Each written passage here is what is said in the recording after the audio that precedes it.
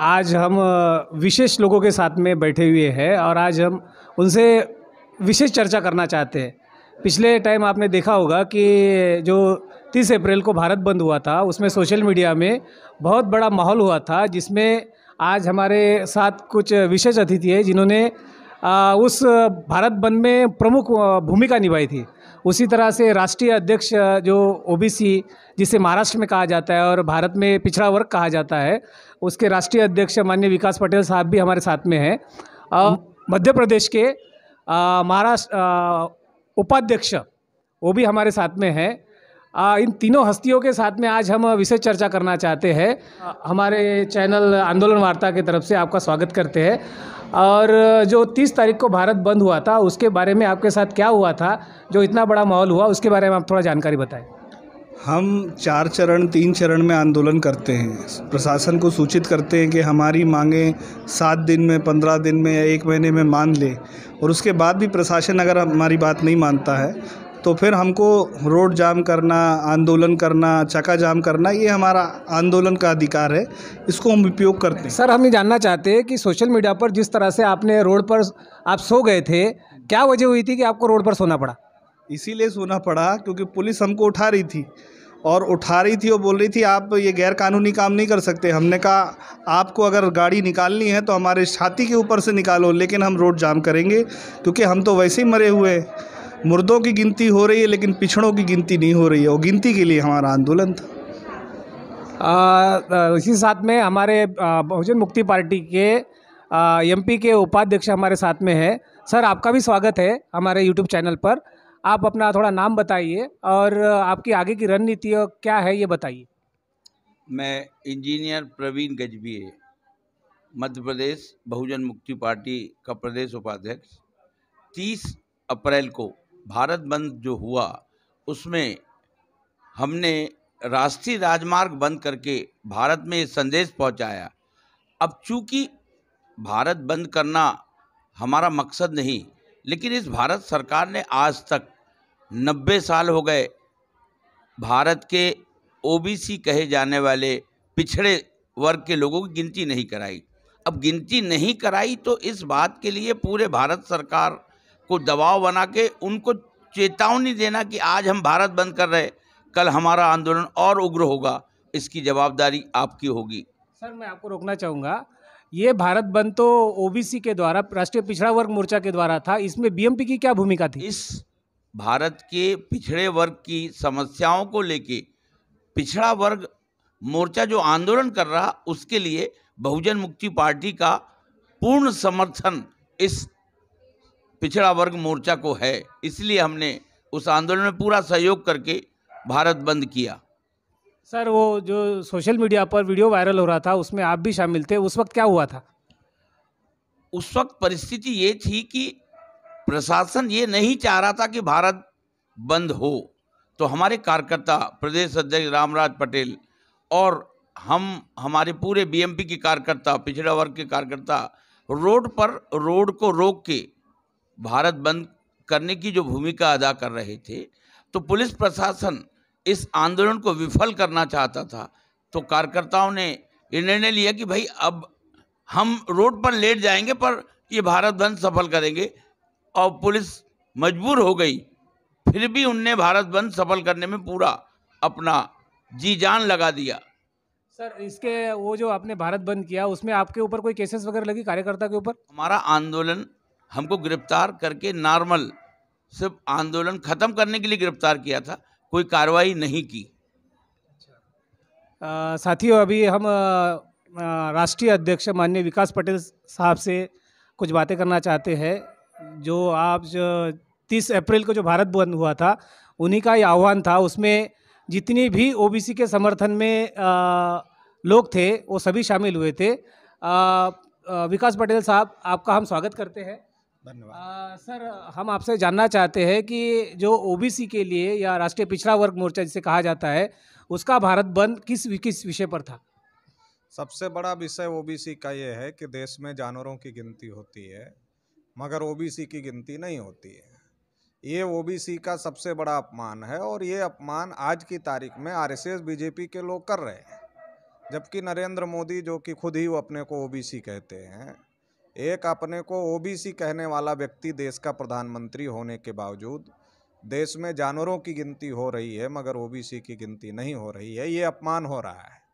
मगर बीजेपी के लोग राहुल गांधी के ऊपर अपमान का आरोप लगा रहे हैं कि राहुल गांधी ने नीरव मोदी को चोर कहा, ललित मोदी को चोर कहा, जो देश का पैसा विदेश में लेकर चले गए उनको चोर कहा। तो राहुल गांधी ने जो देश का पैसा विदेश लेकर गए उनको चोर कहा, तो इसके आधार पर बीजेपी के लोग कह रहे हैं कि ये सभी ओबीसी का अपमान कर रहे हैं। मगर चोरों के साथ पूरे ओबीसी का नाम जोड़ना, ललित मोदी भी ओबीसी नहीं था, नीरव मोदी भी ओबीसी नहीं है, मेहुल चोकसी भी ओबीसी नहीं है, जितने पैसा लेकर विदेश गए उसमें से कोई भी ओबीसी नहीं है। मगर उनके ऊपर राहुल ने कहा तो उन लोगों का नाम ओबीसी के साथ कौन जोड़ रहा है? बीजेपी के लोग जोड़ रहे हैं, खुद को बचने के लिए जोड़ रहे हैं। जो देश का पैसा लेकर विदेश गए उनके साथ में पूरे ओबीसी समाज का नाम जोड़ने का काम बीजेपी आरएसएस के लोग कर रहे हैं। तो आरएसएस बीजेपी के लोग ओबीसी का सबसे बड़ा अपमान कर रहे हैं। कांग्रेस के लोग आज़ादी के बाद से लगातार ओबीसी को उसके हक अधिकारों से वंचित करते आए हैं। कांग्रेस के लोग ओबीसी के विरोध में बहुत सारा काम करते आए हैं। तो इसलिए ये कहने की ज़रूरत नहीं है कि कांग्रेस ओबीसी के लिए बहुत अच्छी है। लेकिन आज की तारीख में आरएसएस बीजेपी के लोग कांग्रेस को ओबीसी विरोधी बताकर 2024 के चुनाव में एक बार फिर ओबीसी का समर्थन लेना चाहते हैं और एक बार फिर से ओबीसी का सत्यानाश करने का कार्यक्रम देश में चल रहा है। तो इसलिए कांग्रेस और बीजेपी जो है एक ही थाली के चट्टे बट्टे हैं, एक ही सिक्के के दो पहलू हैं। और आपसी मिलीभगत से आज़ादी के 75 साल में सबसे ज़्यादा कांग्रेस ने राज किया और उसके बाद सबसे ज़्यादा बीजेपी ने राज किया। और दोनों ने मिलकर के ओबीसी की गिनती, जाति आधारित जनगणना और ओबीसी को उनकी संख्या के अनुपात में हिस्सा मिले, ओबीसी को रिजर्वेशन प्रमोशन मिले, ओबीसी को मंडल कमीशन में जो सिफारिशें लागू किया गया वो लागू हो, ऐसी तमाम बातें जो ओबीसी के हित में होनी चाहिए थी, ओबीसी को पॉलिटिकल रिजर्वेशन मिले, ऐसी तमाम बातें जो ओबीसी के फायदे में होनी चाहिए थी उसको रोक कर रखने का काम किया। और अभी तो हालात ये है कि ओबीसी के बच्चों की स्कॉलरशिप भी बंद हो गई। तो इस प्रकार से ये हम कह सकते हैं कि देश में कांग्रेस और बीजेपी दोनों मिलकर आपसी नूरा कुश्ती करके ओबीसी को उनके हक अधिकारों से वंचित करने का काम कर रहे हैं। और इसलिए आज की तारीख में नरेंद्र मोदी जी को शर्म आनी चाहिए खुद को ओबीसी कहते हुए, क्योंकि वो एक अपने को ओबीसी कहने वाला व्यक्ति देश का प्रधानमंत्री है। फिर भी जानवरों की गिनती हो रही है मगर ओबीसी की गिनती नहीं हो रही है। तो ये सबसे बड़ा ओबीसी का अपमान है और ये नरेंद्र मोदी, बीजेपी, आरएसएस के लोग कर रहे हैं।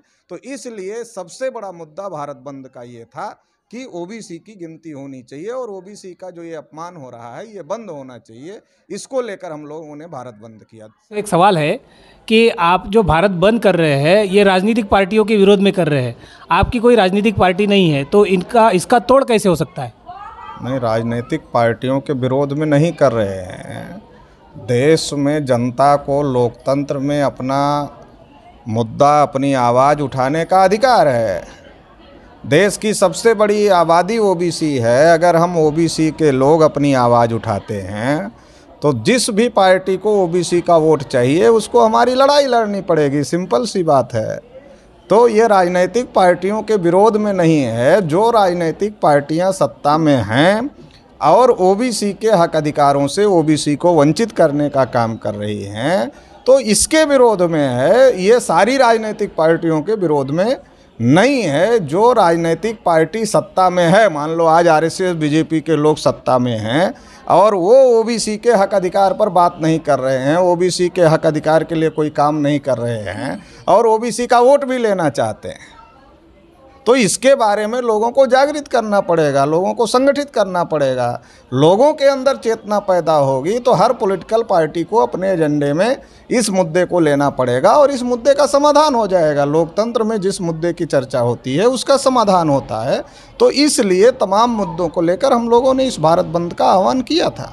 सर, मेरा एक और सवाल है कि यूपी और बिहार में अभी ओबीसी ज़्यादा जागरूक हुआ है। अभी आप महाराष्ट्र नागपुर में हैं, तो नागपुर में ओबीसी की सत्ता होनी चाहिए लेकिन ब्राह्मणों की सत्ता है, उसके बारे में आप क्या कहेंगे? नहीं, ब्राह्मणों की जो सत्ता है वो सत्ता ईमानदारी से नहीं है, वो सत्ता घोटाला और गड़बड़ी करके है। वो दो प्रकार का घोटाला है। एक तो चुनाव में ईवीएम मशीन में गड़बड़ी होती है, जग जाहिर हो गया है।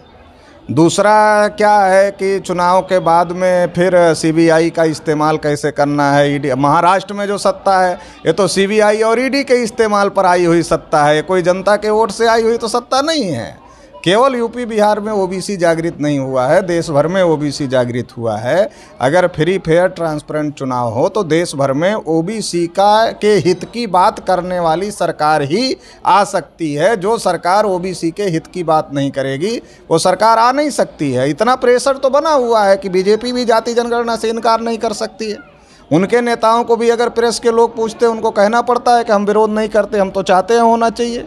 सर नहीं, ये तो क्या है, ये प्रेशर है, ये सामाजिक संगठनों का प्रेशर है जो हम लोग काम कर रहे हैं। इसका प्रेशर है कि आज जो हम ओबीसी का मुद्दा उठा रहे हैं इसका खुल करके आरएसएस बीजेपी के लोग भी विरोध करने की स्थिति में नहीं है। और आने वाले समय में जैसे जैसे लोगों को ये बात समझ में आ रही है, आने वाले समय में हर पार्टी के एजेंडे में ये मुद्दा आने वाला है और इस मुद्दे के बगैर 2024 का इलेक्शन नहीं हो सकता है। 2024 का इलेक्शन जाति आधारित जनगणना के मुद्दे के बगैर नहीं हो सकता है। 2024 का इलेक्शन में बड़ा मुद्दा होगा जाति आधारित जनगणना, ओबीसी की जनगणना का मुद्दा। ये जो हम लोग आंदोलन चला रहे हैं इसकी वजह से ऐसा है। तो ये हम लोगों की ड्यूटी है, समाज में जो जागृत लोग हैं उनकी ड्यूटी है कि समाज के मुद्दे को उठाएं ताकि पॉलिटिकल पार्टी मजबूरी में हमारे मुद्दे को उठाएं। वो हमसे सहमत हो असहमत हो मगर उनको उठाना पड़े और लागू करना पड़े। आने वाले समय में जो हम लोग प्रेशर बना रहे हैं धीरे धीरे, आने वाले समय में मजबूर कर देंगे उनको करने के लिए और करना पड़ेगा, कोई भी पॉलिटिकल पार्टी सत्ता में हो। सर इसी से रिलेटेड मेरा एक सवाल है कि महाराष्ट्र ओबीसी का जो महाराष्ट्र में बड़ा तबका है वो अभी देखा गया कि ओबीसी की जाति न्याय जनगणना के लिए जो आपने भारत बंद पुकारा था उसमें बड़े पैमाने पर शामिल नहीं हुआ। इसका क्या कारण हो सकता है?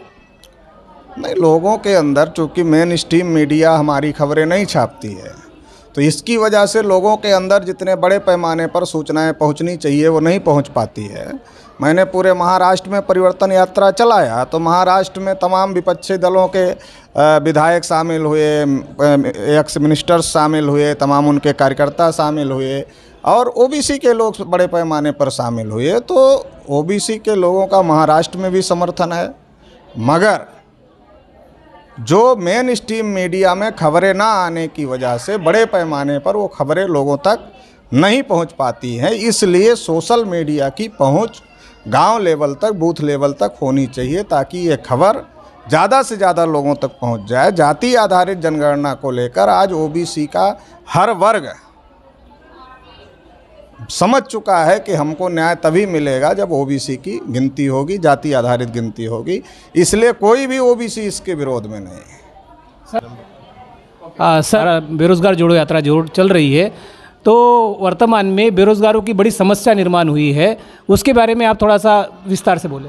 देश में जो भी चाहे नौजवान हो, चाहे किसान हो, चाहे महिला हो या SC ST OBC माइनॉरिटी के लोग हों या जो भी शोषित वंचित लोग हैं, उनके द्वारा जो भी न्याय के लिए, हक अधिकार के लिए आंदोलन चल रहा है, उन सभी आंदोलनों के लिए राष्ट्रीय पिछड़ा वर्ग मोर्चा का समर्थन है।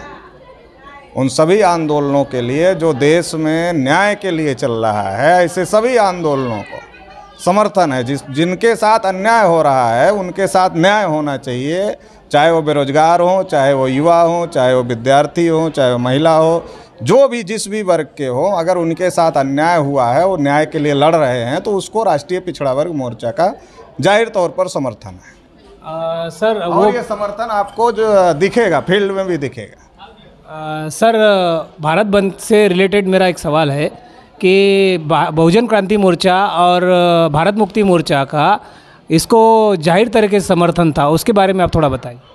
बहुजन क्रांति मोर्चा, भारत मुक्ति मोर्चा के जो राष्ट्रीय अध्यक्ष हैं और राष्ट्रीय संयोजक हैं वामन मेश्राम जी, तो उनका लगातार हमारे आंदोलन को समर्थन रहता है। और चूँकि वो खुद ही ओबीसी के अधिकारों के लिए 45 साल से लड़ रहे हैं, 45 साल से ओबीसी को जागृत करने का काम कर रहे हैं, तो लगातार उनका समर्थन इस भारत बंद को भी रहा और देश भर में आपने देखा होगा कि बहुजन क्रांति मोर्चा, भारत मुक्ति मोर्चा के कार्यकर्ता भी बड़े पैमाने पर सड़कों पर उतर करके इस बंद को कामयाब करवाया उन लोगों ने। सर मेरा और एक सवाल है कि सभी लोग आज रास्ते पर है, युवा रास्ते पर है, विद्यार्थी रास्ते पर है, महिलाएं रास्ते पर है, शिक्षक लोग रास्ते पर है, कर्मचारी रास्ते पर है, सब परेशान है, सब आंदोलन कर रहे हैं। इसकी वजह क्या हो सकती है? देश की जो परिस्थितियां हैं वो परिस्थितियां बहुत ज़्यादा ख़राब हो रही हैं और वो परिस्थितियां ख़राब होने का जो बड़ा कारण है वो ईवीएम है। ईवीएम की वजह से जो फ्री फेयर ट्रांसपेरेंट चुनाव होने चाहिए, लोग जिनको चुनना चाहते हैं वो चुन के आने चाहिए, वो नहीं आ रहे हैं। जो लोग चुन के आ रहे हैं वो मनमानी कर रहे हैं। देश प्राइवेटाइजेशन की तरफ बहुत तेज़ी से आगे बढ़ रहा है, इससे रोज़गार कम हो रहा है, किसानों की इनकम कम हो रही है, तो नौजवानों के लिए समस्या पैदा हो रही है, रोज़गार कम हो रहा है, तो इसलिए लोग सड़क पर हैं। लोगों की समस्याएं हैं तो समस्याओं के समाधान के लिए लोग सड़क पर हैं। सर अभी वामन मेश्राम साहब ने आपको भारत बंद के लिए समर्थन किया था। अभी उनका एक स्टेटमेंट आया है कि चुनाव आयोग अगर ईवीएम मशीन में सुधार नहीं करता तो हम दिल्ली में चुनाव आयोग को घेरेंगे। उसके बारे में आपका क्या कहना है? और संविधान बचाने के लिए जो भी आंदोलन होगा उसमें हम लोग जाहिर तौर पर सहभागी रहेंगे। सर आखिरी में हम आपसे ये कहना चाहते हैं कि जो हमारा यूट्यूब चैनल है इसके माध्यम से आप जनता को क्या संदेश देना चाहेंगे? इसके माध्यम से हम लोगों को संदेश देना चाहेंगे कि लोग फैक्ट की जांच करें। मेन स्ट्रीम मीडिया के लोग बहुत सारे नॉन इशूज को इशू बनाते हैं, इशू को नॉन इशू बनाते हैं और इससे हमारे मुद्दे हवा में उड़ जाते हैं। तो इसलिए हमारे जो मुद्दे हैं, चाहे जाति आधारित जनगणना का मुद्दा हो या नौजवानों के रोजगार का मुद्दा हो या फिर किसानों की एमएसपी गारंटी का मुद्दा है या ईवीएम को लेकर बहुत बड़ा संदेह है, इसका मुद्दा है, ऐसे जो तमाम जेन्युइन मुद्दे हैं, जो हमारे हक अधिकार के मुद्दे हैं, जो बेसिक मुद्दे हैं, जिनके हल होने से देश की बहुत सारी समस्याओं का समाधान हो सकता है, ऐसे मुद्दों पर ही टिके रहना है। मेन स्ट्रीम मीडिया के द्वारा बार बार मुद्दे डाइवर्ट करने के बावजूद हमें हमारे जो मूल मुद्दे हैं उन पर ही लड़ाई लड़ना जारी रखना है, ताकि हमारी मूल समस्याओं का समाधान होगा तो दूसरी, तीसरी, चौथी समस्याओं का समाधान इसलिए हो जाएगा क्योंकि हमारी विचारधारा के लोग शासन करने वाले हो जाएंगे और हमारी आइडियोलॉजी के लोग अगर शासन करने वाले हो जाएंगे तो हमारी समस्याओं का, बाकी समस्याओं का भी समाधान हो जाएगा। धन्यवाद सर। ये थे हमारे राष्ट्रीय पिछड़ा वर्ग मोर्चा के राष्ट्रीय अध्यक्ष माननीय विकास चौधरी पटेल, जिन्होंने विस्तार से भारत बंद के बारे में कहा और ओबीसी को जागने के लिए कहा कि आने वाले समय में क्या करना होगा। और सबसे बड़ा मुद्दा है इलेक्ट्रॉनिक वोटिंग मशीन। हम सब समस्याग्रस्त है, तो आने वाले समय में ईवीएम मशीन का बंदोबस्त करना होगा, यही बात उन्होंने कही है। इसी बात को ध्यान में रखते हुए देश के सभी लोग इस बात को ध्यान में रखेंगे। धन्यवाद।